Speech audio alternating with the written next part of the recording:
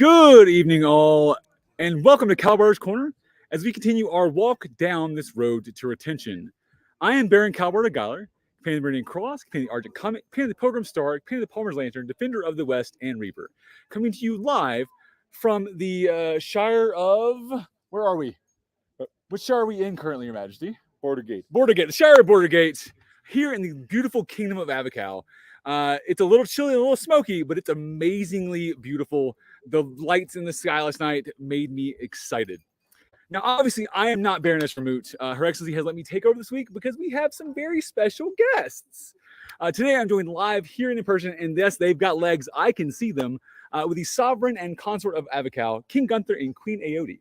Good evening, Your Majesties. Hello. How's it going, Cal? Man, this has been a blast. You guys are awesome.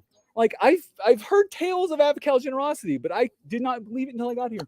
I'll be honest. So I thank you for having me this week, and thank you for the silliness in courts, and I'm looking forward to a lovely Bardic this evening. Excellent. But we have some things to talk about this evening. You guys have some fun stories to tell about your life in the SCA and some retention stuff we've done. But first, we must introduce ourselves. So if you will please introduce yourselves, who you are, where you're from, and some of your history in the SCA. Okay. Well, I'm Gunther. Gunther Rorickson the Insatiable, currently King of Avacal. Live in the Shire of Mergenwood. My whole SCA career has been here. And you also, had said the Shire of Bordergate. This piece of land right here is known as Alfheim land. Okay. And funnily referred to as the greatest place in the known world. The happiest place in the world. Oh yeah, see, I got it wrong. It's Disney World of Avacal, apparently. Okay. That's what Her Majesty is here for, is to correct me when I'm wrong. So this is my lovely queen. Majesty. I'm Eyoddi Lokadottir, currently Queen of Avacal. I'm also, of course, living in the Barony of Mergenwood, and originally from Borealis, another barony in our kingdom. And we've been playing this game for a very long time. I started when I was 15, and it's become very much part of my life. Obviously, I know there are many people that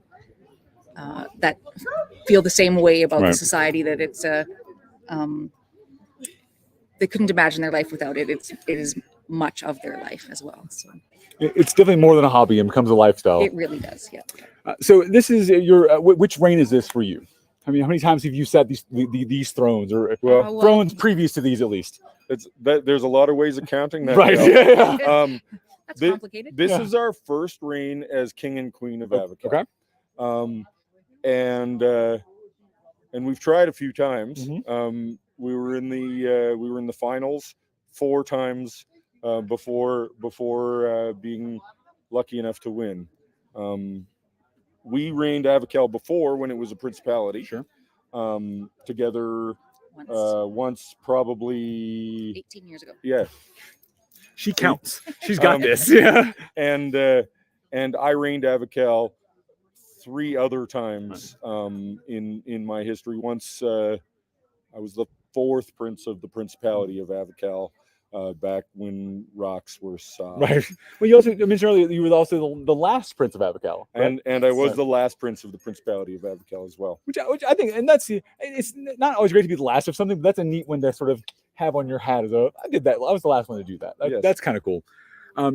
So I want to do a quick caveat, because we do have sitting royalty. So the views and opinions expressed in this show are those of the participants and do not reflect any official policy or position of SCA Incorporated or the Kingdom of Avacal or Meridians or any associated baronies we are parts of. So, covering that, please don't sue us.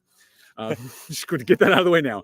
And because I've been warned, I'm just going to go ahead and throw up the offensive language banner now, because it's just easier, just in case. Not that their Majesties would, but I might. Sure. All right, so I want to talk a little bit about your reign and sort of what you do here in Avacal that's maybe different for keeping people around. So obviously we talk a lot about recruitment in the SCA and how to get new people. You guys had newcomers coming to court tonight. You had the children coming to court tonight. And that's pretty typical, right? The gifts are always a little different, but it's always included. What are some things that Avacal does for retention, keeping people around, keeping the old dukes of the SCA excited about this game? Let's start there. Okay. Well, one of the things I think, and this has been hard for me to quantify and measure, but it's more of a piece of opinion, is that as a relatively small kingdom, we all know each other, right? And so not everybody is always in agreement or friends, but it's like your relationship with your family, right? So that old duke, well, was my knight, right? And honestly, when we look at that, one of the things, actually, I'm going to tell a little story about my knight right now, because my knight was actually, he's Duke Rorick now, and Rorickson. He was King of Antir twice, and became the first Duke from Avacal.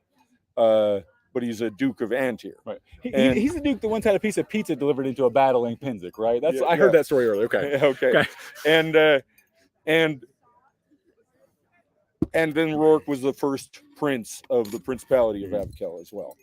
And in his youth, he was quite an outspoken, opinionated, sometimes surly, individual who never showed his gentler side. And one of the things that I've actually seen from him in recent years is the new version of Rorick that we're calling Grandpa Rorick. Okay. And quite honestly, it's as he interacts with our children, he's a different guy. And so that's one of those things that we all have to face, I think, as we grow up in this game, and we've been here for so long, is finding the different person that belongs here in that capacity, and not trying to stay the same person we were when we started, not trying to pretend that we're 20, right? And growing with it. Now, we can still have fun, but so I think one of the things that I see with retention is of our old dukes. The old dukes, I use them as an example, not that is that we have continued to grow as a group, and have a more, honestly, a more family orientation in the group, because that's allowed us all to have a place, and the greeting the youth and children's court, honestly, that isn't something that we've done forever, and we picked up from a different kingdom. I think we've probably been doing it the length of time that we've been a kingdom, right? Oh, for sure. And sometime before that, well before that, as well. But I believe that's an important part, because when we look at making sure that people's children are having fun too, and that they have things to do and places to be, is part of retention of those older people. Parents, because when we became parents, if there wouldn't have been a place for our kids here, we wouldn't have been able to stay. Yeah, that's an interesting idea. I actually never heard somebody bring up the idea of youth activities as part of retention, but you're definitely not wrong. That is having the ability for the kids to do something and feel like they're part of the SCA helps the adults, helps the parents be part of the SCA, right, or stay part of the SCA, right? Yeah. If my kids did not want to be here, right, life would be a lot harder, and it would be more challenging to be able to do this. Right. Anything to add, Your Majesty? Well, just in relation to that, we certainly had to take a little bit of time away when our children were very little. Sure. Because a lot of times event sites are not the best place to have the little ones. Like, a newborn's all well and good if you're, newborn nursing, whatever. It's luggage at that point. You can, yeah. Yeah, you're just toting it around, yeah. But, toddlers, especially if you have some in quick succession like we did, it's not always the easiest to keep them not only entertained but also safe. Sure. Because it is kind of hard to wrangle toddlers, and especially when there's heavy fighting on the Erics, or even just other things where you don't want them to grab things down from an A&S display. Right. So when they're little, it can be harder to parent within the SCA, and if you can't bring your children, then you have to worry about having them taken care of by other family or babysitters or whatever, and that's, as a young family, that's not where you want to be anyways. So there is a stage there where I think it's a little tricky to manage that stage of the family. Then once our kids were a little bit older, we did start having them come and do the youth activities. And of course, when they're little, there's not so much they can do. They can't go straight into combat. Right. But there are other things that they can be involved in, and that helps out the parents as well in finding something fun to do at events. So I think that is a very important factor. And and then as they mature and grow up in the SCA, when they find the spark, that joy of participating in something that they truly have a passion for, Right. then they wrap you right back in again. If you started to lose your passion in something, watching your kids excel at something and be excited about it, it's the coolest thing ever. I mean, it's the thing we love as being parents, right? And so getting to watch our kids in activities has been pretty critical to us sticking around.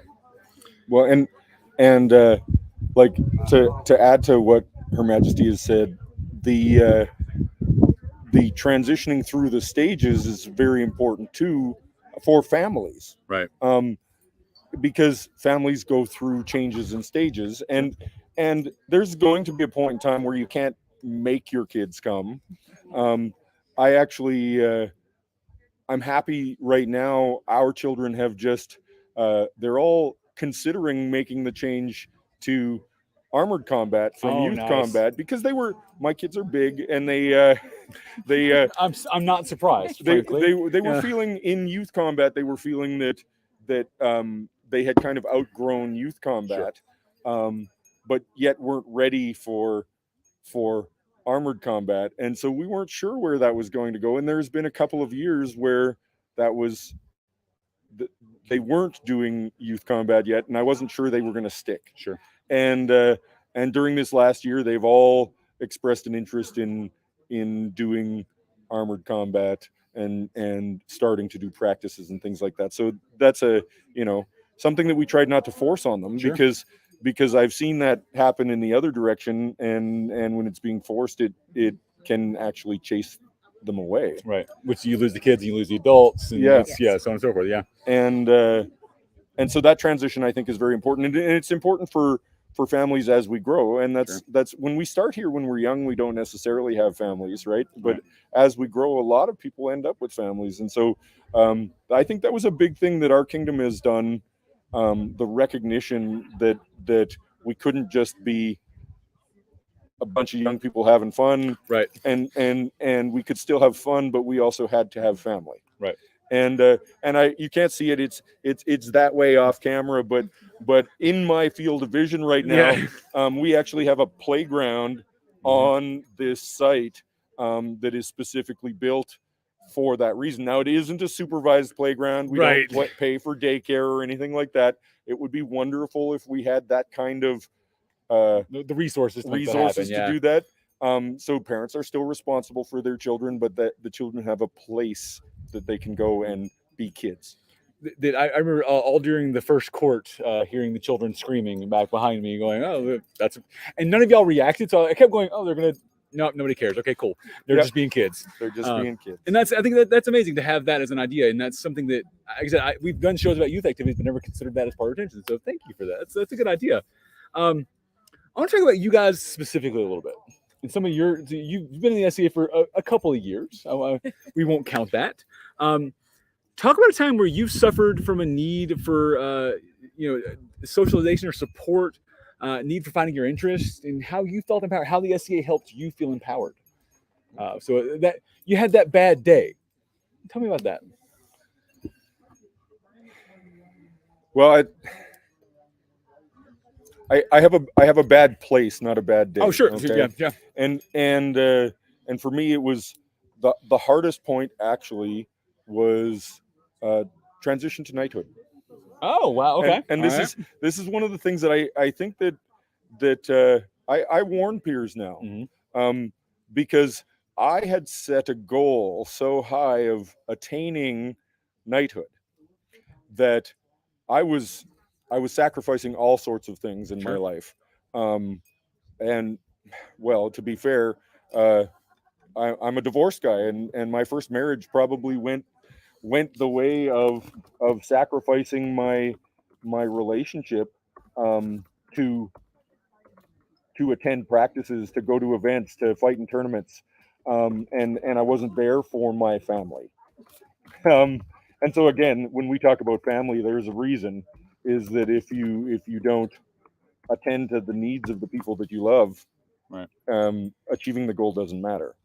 So then when I finally did achieve the goal of knighthood, that was such a, I'd set it up on this pedestal way up here, that when I became a knight, I had nothing left to do. right. And I had never once considered, what do I do after I do this? Right. And I imagine, and this is my first reign as king, I imagine that those old dukes experience that same thing, right? If you set the goal of being a duke, or being a pelican, or being a mod, or being a laurel, and you've achieved that, what do you do? What's next? Right, yeah. And I was even I even thought about that this morning. We were in Laurel's Council, and we were talking about having laurels entering our champions list, because they don't tend to. Sure. They achieve their laurels, and what do they have to prove at that point? And they don't have to enter the competition, right, because they have nothing to prove.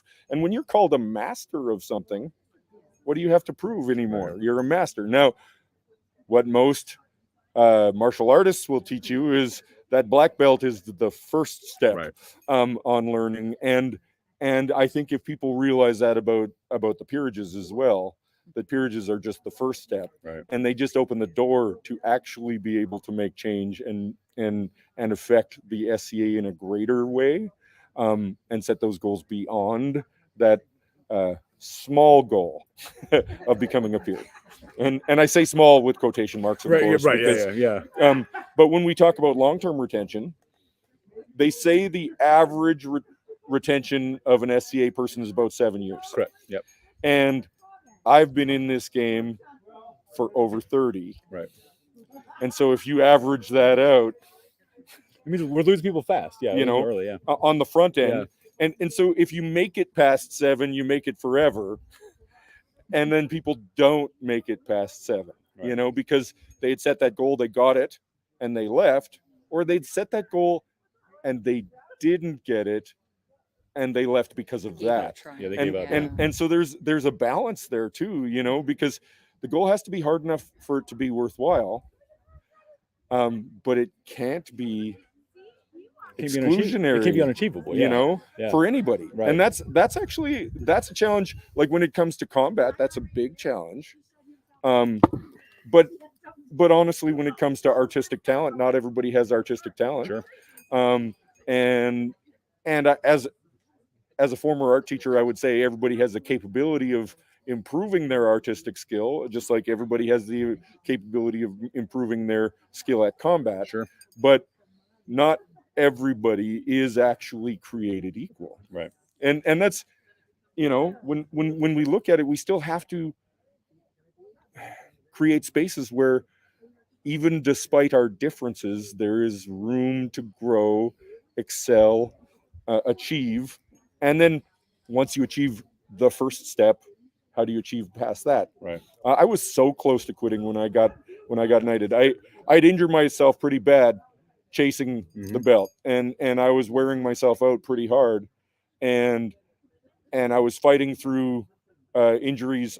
I couldn't take the gear shift in my car and do this. Oh wow. But I was still fighting, and so because I was in the window, right, and when you're in the window, if you drop out of the window, you lose your chance. Right.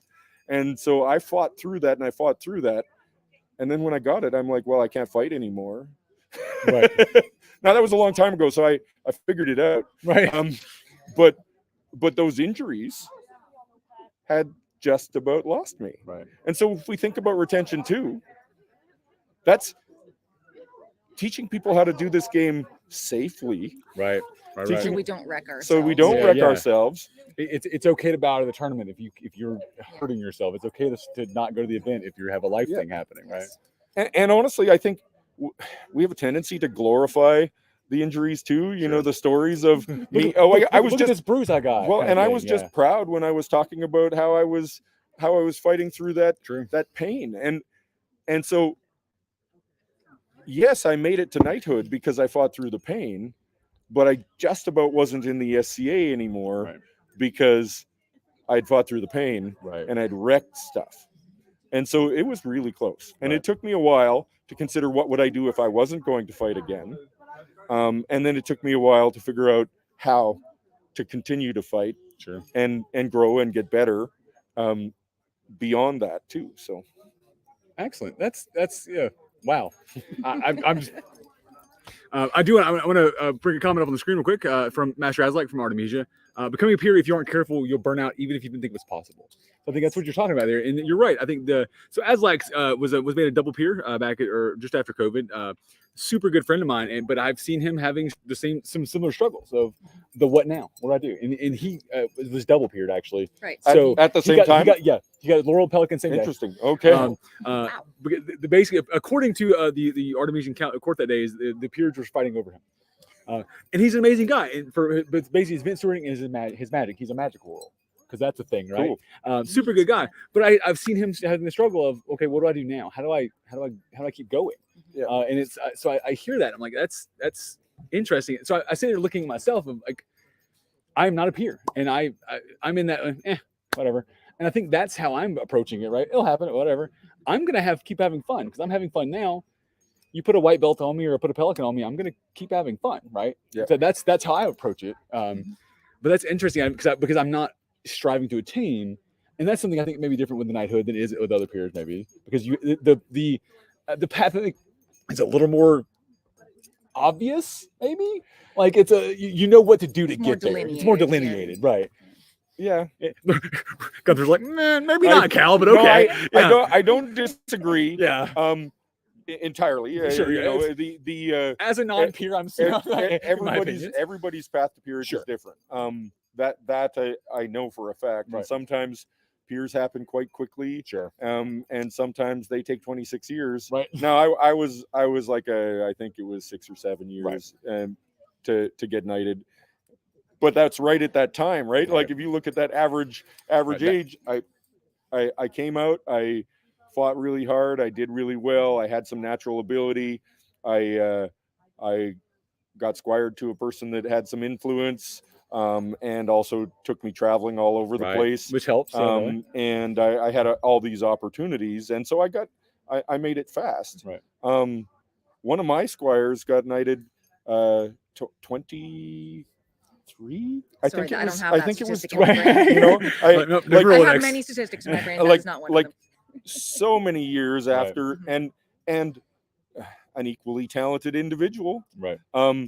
But life, right, and career, children. It's a priority thing, you know, right? And still stuck through it, and still kept coming, and made a place for family, and found a way to do it, but it was slower, right? And so that path, so much harder, right, honestly, than the path I took. But you know, you could say whatever. He didn't break himself. He didn't break himself doing it. You know, and so we actually made 3 peers yesterday, and in there, which I never thought I was ever going to say those words, right? You know,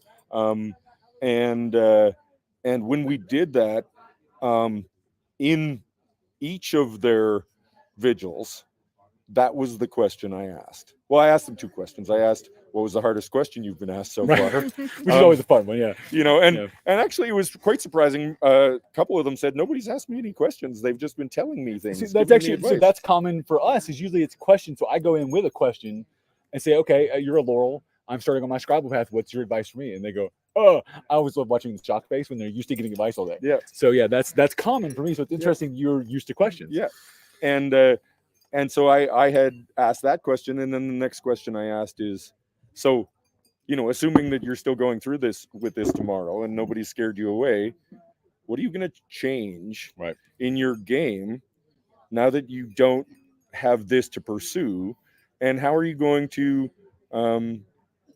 take the peerage that you now have and use, I think I use the word leverage, but you use the power that peerage gives you to promote the game to people, right? Because again, it's retention, and I believe that every Laurel and every Knight and every Mod and every Pelican has a job in retention. Sure. Yes. Your Majesty, what about you and your path? What was your talk about your one bad day and how you came out of it? Because I think that's the important part. It's a tough one, actually. Because if it's been fun, sunshine and rainbows, that's even better. But it's not all been sunshine and rainbows, but it is a bit smoky today. You're right. really, really post-apocalyptic smoky. There's definitely been some lower points in my SCA life. I would say it was pretty hard for me, as I said, when the kids were really little, because of during some of that time, I would stay home with the kids and Gunther would go out to events, and because he still had lots of fun to have, lots of things to do, to be involved in, and I didn't have the thing that I could do while still trying to wrangle the kids. So when they were really little, there was definitely a bit of you just go ahead to the event and I'll stay home. But because we were so family oriented in the SCA, there was no way I wasn't going to still go back. Sure. So that was something that kept me in, not only my own family with Gunther, but my own biological family as well. My parents play. They did not get us in. It was the other way around. My sibling Raven and my brother Halty, we actually got my parents in after we had joined. But they all play. And so actually this site that we're on right now is fairly geographically central in our kingdom. Sure. And my family all have cabins here that we've built. Oh, nice. And so this actually is a place that we meet up and get to spend time together, because I had moved away from Borealis, as I said, out to Mergenwood. And so the fact that my biological family is at events as well has been something that has kept me coming back in. So I'm pretty sure I met your mother earlier making coffee. So yeah. Yes. And so that's a big part of it. And a lot of people talked about found family or chosen family as well. And that is a huge part of what brings me back to events as well, because some of the most important people in my life I have met through this game. Gunther and I actually met through SCA as well.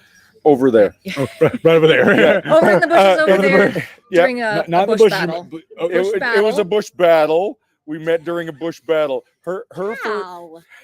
Your Majesties, you said bush battle. What do you expect me to think? Come on. Her first memory of me, and I really enjoy telling this story outside of the SCA where they don't understand it all. Right. My wife's first memory of me is I plowed her over and smacked her with a stick and left her laying on the ground, but I noticed that I had bowled her over in the battle, and she remembers, because as I ran by, he said, "Sorry, Eyoddi, are you okay?" And I was like literally laying there thinking, well, he knows my name. Do I know who this guy is? And then I was like, I think his name is Gunther. And that is literally my first recollection of him. So that butt wrap left a lasting impression. There you go. He swept me off my feet. It still took 10 years before she actually dated me. So, it wasn't a couple more sticks. Yeah. Blew through a couple of bits of her tan. That's all. We're not bush. going there. Okie dokie. All right. So as crowns, you guys, I think, have a. You talked about the social power of peers earlier. I think as crowns, you guys have that and more. One of the questions that we like to ask is, how do you empower others? So how do you, as crowns, empower others? And then the second half is, how do you, in your normal lives, empower others? Because, as peers, as people, as members of a household, how do you empower others? Actually, I'm gonna answer that backwards, because you said as with Sure. the crowns, as peers, as people, as members of a household, and actually that the household, Sure, it's a I'd say a double-edged sword in the SCA. My household is my family. Sure, they are family. There is no question about that. The household that I belong to, Odin's Bastards, is originally started with my squire brother Ivar and I, and then our squires started this household, and now those squires are knighted, right? And one of them's a duke, and when we started that household, it was small, and honestly, the thing that tied our household together was, again, this site, right? And I think I actually keep coming back to that site, and it's one of those things I want to just add it as a segue on retention. This site is home. Yeah. And one of the things that kept me coming back was this space. Right. And it wasn't just the space that we create when we rent a hall. Sure. It was a permanent location. And so this is, for those who don't know, so we're on the Quad War site, and this is SCA owned, or an SCA person owns this. It's right? privately owned, right. but an SCA person, Alfheim and Adeline, they're both Pelicans within the society, and they own this land and began the development as a dream, and began this war as a dream, and this site has taken a lot of development, and it's actually had its own political problems too, because the perception of the landowners profiting off hosting events, which I can tell you, and I've said this over and over again because I know them, they're close friends. They are not in it for the money. They are not in it for the money. This is all about the dream. This has cost them so much labor and so much effort into this dream. Right. So that's one of those things too, is if you look at how a person or a couple who has a dream, if you build it, they will come, right? And they built it, and here we are. And we have 4 to 6 events a year on this site, because like Eyoddi had said, her whole family has cabins here. Right. This is where the family campsite is, and we will come here off event weekends and visit family, and there will always be other people here because they also have cabins here. Right. And so that site, it's not something that I think is possible. Well, easy. Right. For every group to do. No, yeah. But that dream. It has a similar feel for me to like the Gulf Forge site, where each camp has it. Each cabin has an owner, or there's somebody in charge of it, and so it's developed individually. So there's some that are good, some that are bad, some that are sort of mediocre. But you have that sort of same feel where it's a permanent thing. Yes. It's a permanent SCA site. Yes. And then it's also used, so they use it throughout the year. So we obviously use it for Gulf Forge every year, but then other groups will use it for their Crown List thing or this ANS thing or whatever. And so it's neat to have that as a home, because then it becomes a comfortable site. And you're right, it's not just that same hall that we're having to put the sheets up in every time. It's, we're sitting in front of the Tiger's Rest, where we know where the tavern is. It's a which is where I'm camping at, which is lovely, by the way. I will admit, I laid down last night to go to sleep, and I looked up, and there's a boar's head up on the shelf, and I was like, I didn't see that one before. Okay, that's a fun thing. So keep finding little things around. But yeah, I think this is a great example of things we can do. But you're right, it's not easy. And so when I say I don't think it's possible we see it. but Yeah. with sacrifice and Sure. work and fiscal investment, both on the part of the landowners, but also on fundraising. So Right. the kingdom has come together to do a significant amount of fundraising to develop the site Right. as well. And also the cabin owners as well, because the cabins that are on site, because this land is private land, these cabins, if for some reason the landowners did have to give up their land, if they lost it for some reason, there's basically a itty bitty window where people can literally move their cabins off the land or they lose them. Sure. And so for people to put the actual investment into these buildings that they don't technically really even own solidly, it's you're owning it by a piece of paper that some person agreed to. That's about it, right? there's no piece of paper. Oh, really? Oh, Yeah. a piece of paper, right? It's, right. It's basically just a verbal agreement that Sure. we have this our buildings on this land. And so for people to put that investment in, it's a huge investment. Sure. But I think that is also it's part of it's what builds the place for everyone else, not just them, but like to have this site be something we come back to event after event, where you know every curve down the path, Where the potholes are. Oh, that's a where good one. you Hold can, on. you can go, you know, tired at night in the dark, you can still make it down those paths, know exactly where you are. It is home here, Right. and so that is a big part of it. So I realize I sidetracked pretty It's okay. far Come on. off of household. Yeah.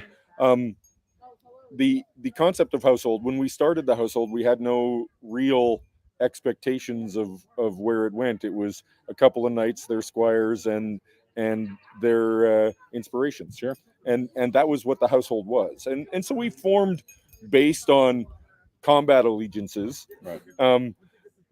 But that's increased. And so the challenge of the household is it's our family. Right. So it's very hard to accept a new person into your family, Right. untested and untried.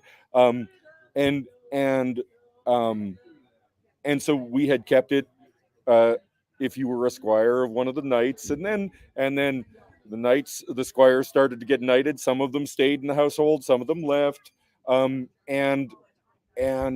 it's still this group. Now, when households get too large, they become unwieldy as well. Correct. And then there becomes challenges with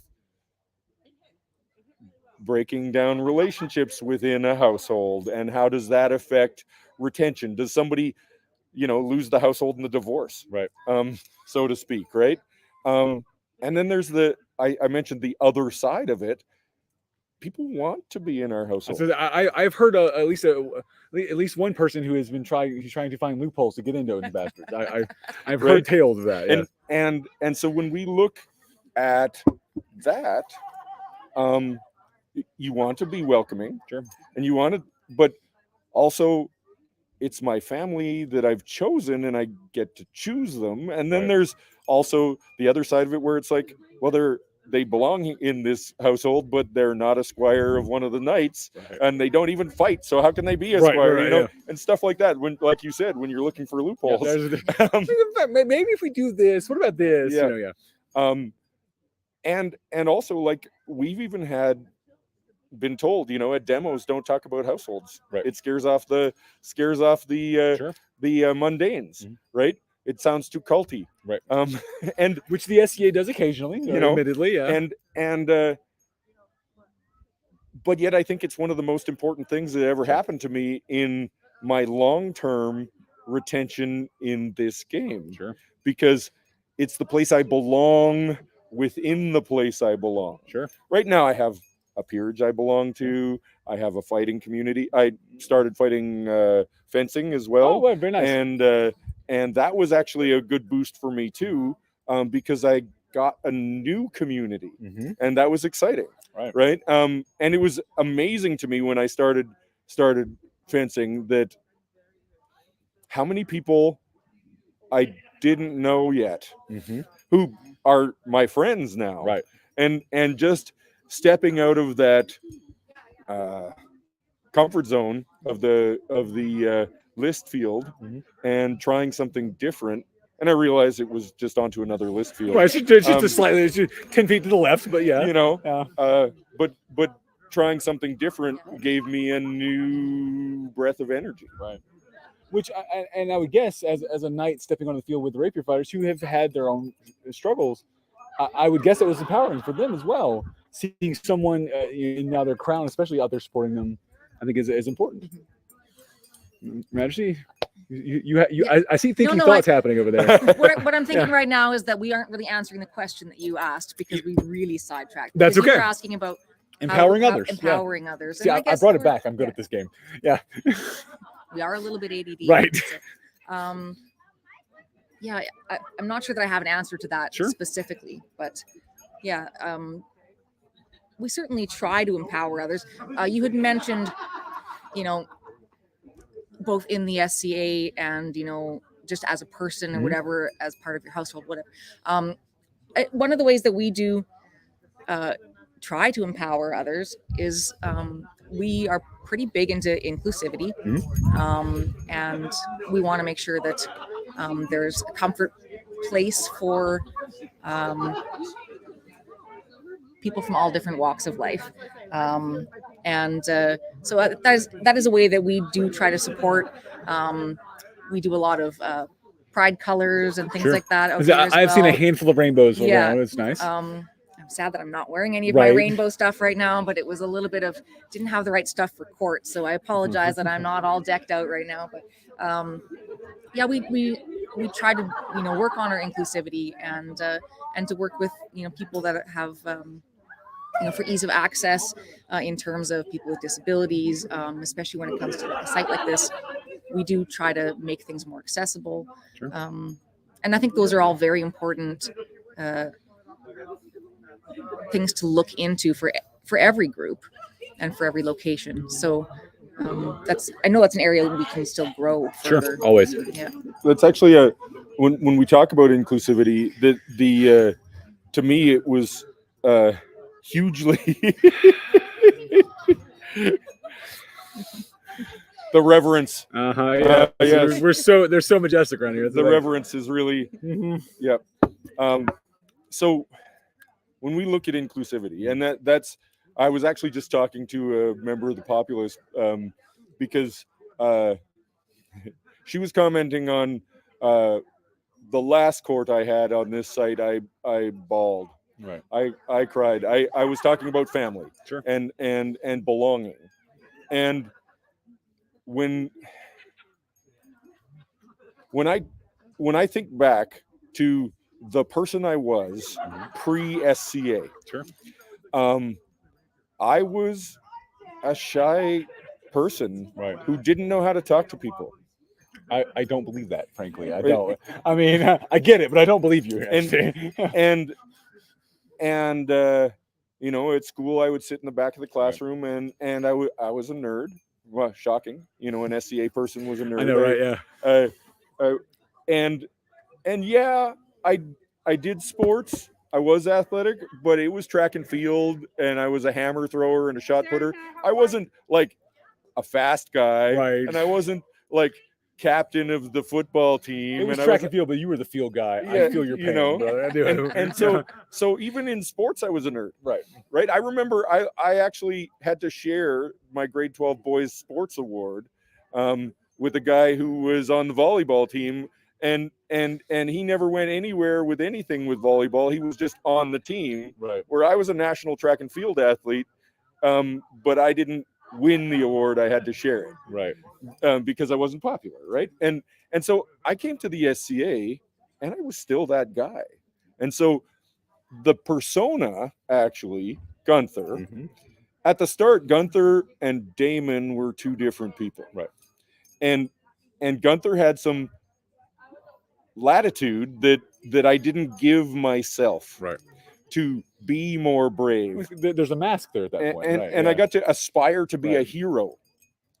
And so I made this persona of Gunther the hero, and I worked towards that. And I could pretend to be that guy. But somewhere along the way,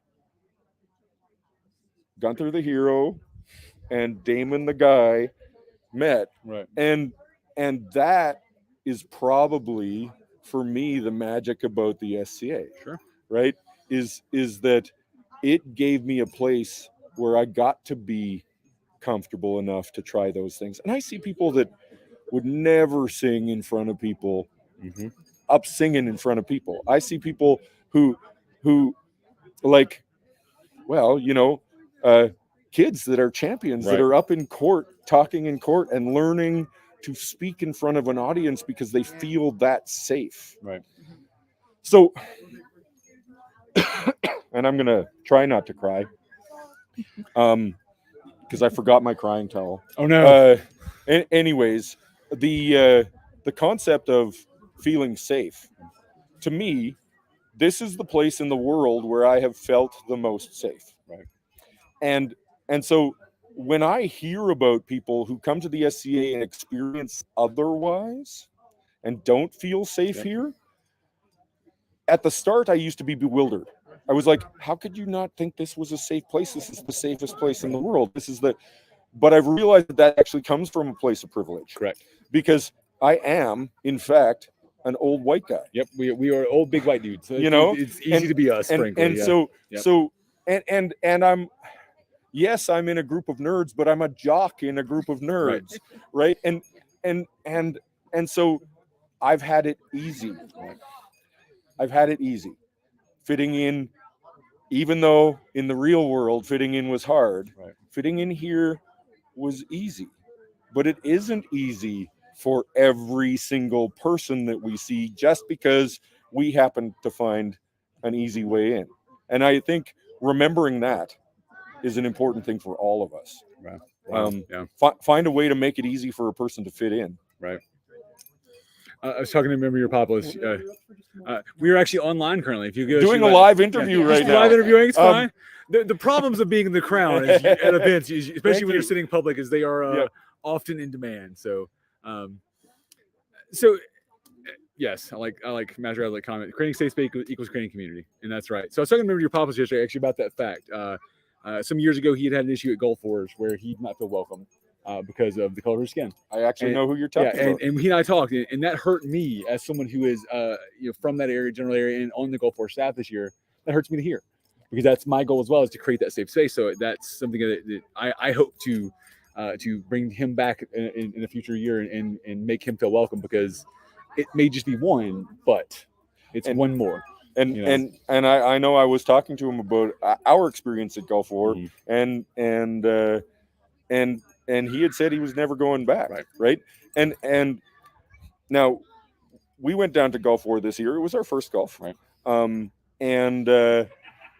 we were quite lucky, because we had made friends in advance of our going to Gulf War. Moose Lodge is a lovely place. With Moose Lodge, and they actually jokingly call our house Moose Lodge North, and we call them Odin's Bastards South. Nice.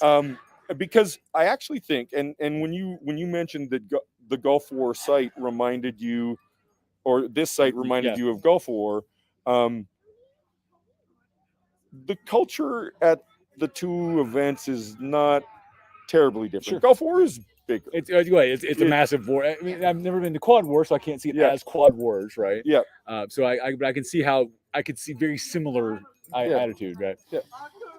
And that's actually one of the neat things too about the SCA, I guess, in terms of retention. If you get a chance to experience it, is you can go anywhere in the world, and be welcomed in,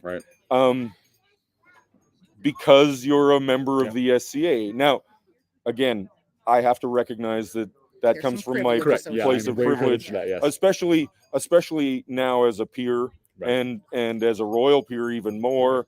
I recognize that privilege. You get the fancier cabins, Crow. That's what it is. Yeah. All right, so we're running short on time. I have one question for you guys about something I saw in court tonight. Okay. So, because I think this interesting plays retention, because I looked at the crowd and you even referenced it to your new champion. So you guys crowned a new youth champion this evening. And when your old one, when you're left court, you then called in the elders of Avacal. Tell me about the history of the elders of Avacal, because I had never seen that done, but I think that was it was cool because you had the youth champions there as elders of Avacal, along with people who were, again, the old dukes and duchesses and whatnot were out there as well. And I was like, that's a really interesting thing. And you described them as the pillars of your land. So when we have a champion of any of our champions, from the kingdom step down, afterwards it is typical for us to recognize them as elders. Mm-hmm. So the statement is, you've served the kingdom as champion, Sure. which champion is a challenging service. Right. If you've never done it before, standing behind the thrones can be a lot of work. Mm-hmm. Doing the job correctly Mm-hmm. is even more work. And it isn't, you don't get the same glory that you get when you win the shiny hat. Right. And so sometimes a thankless job. Sure. And so we've always felt that it was worthy of recognition. But beyond that, it lets people see those people past the job. Sure. So the elders of Avacal, now they don't have meetings. They're Right. not a polling order or anything like that. You win a championship, you become an elder. But when I was talking to the youth today, this is not, we don't treat them different. Right. The youth don't get junior elder of Avacal. Yeah. They're elders of Avacal. And we were actually talking, as we were recognizing our latest youth champion as an elder, I was like, well, you're not one of these, but you're an elder. You're not the youngest elder, because actually my son was the youngest elder present, because he's been the youth champion of Avacal. And you had the COVID youth champion was here. Yes, was the longest youth. the champion. longest. Yeah. The longest champion was the COVID youth champion, so I couldn't recognize him as that. Yeah, and so I'm like, no, you're just one of these people. And then I said, now look around at who these people are. And it was dukes and knights and laurels and pelicans and former youth champions. Yeah. And they get to recognize that they are all part of the history of our kingdom forever and ever. Right. No, it was impactful to see. I will admit, being a herald, it's often it's the best seat of the house. Seeing the faces and getting to see that, and so I got to see the same view that kid was getting, and that was, for me, was impactful. So it was neat to see, and something I'd never seen before, which has been I've said that a lot of times this weekend so far. There's been a lot of things I've seen, and because granted, seeing a kingdom coming from Montier, you guys have traditions that are not from the Aiden Belt side or the Evermark side. There's different things. So Meridia is part of the Aiden Heresy community over there, so we have some different things. But that was one that I was like, that's a neat way to recognize them and see the people there, and especially him, that gentleman as a youth was now part of this community. There was a lot of years and weight of service sitting on the ground around them. Yes, that I hope to one day be blessed to be among, because that was man, shivers. awesome. All right, Your Majesty, I want to thank you for being on with me this evening, and we haven't produced it yet, but His Majesty also joined me earlier for a story of his time as Prince of Avacal. That'll come out on Griffin Eye News in a bit, so it was exciting. But this has been amazing, and you guys are just a delight. I'm looking forward to hanging out and doing some Bardic later, Awesome, and hope you get to enjoy that. I'm gonna witness your Bardic competition for sure. I'm taking that hat home with me, man. It is against a member of my household, so you're gonna have to. Oh man, I'm so looking forward. I shenanigans are bounding, and I've lost a hat, so I have to gain a hat to even out my day. So, but thank you guys again for doing this. Our pleasure, Cal. Thank you. Thank you for having And us. thank all of you out there for watching. We appreciate you tuning in this week and every other week. If you want to support Cal-bardr's Corner and everything we do here on KK Productions or Griffin Eye News, check us out on Patreon, patreon.com/KK Productions. Join our grand wall of patrons. My booming voice like that. Yeah. That's nice. And of course, tune in next Sunday. So Sunday after next, where I'll be back on Coffee with Cal. I'm still looking for a guest to talk about active marshaling in the SCA and how we feel about the marshals being more involved in the fights. So check out that. Ping me a name if you have a name for it. Yeah, right. He has opinions too. But until then, this has been their Majesties and Cal in Kal-bardr's Corner. Have a good night, everybody.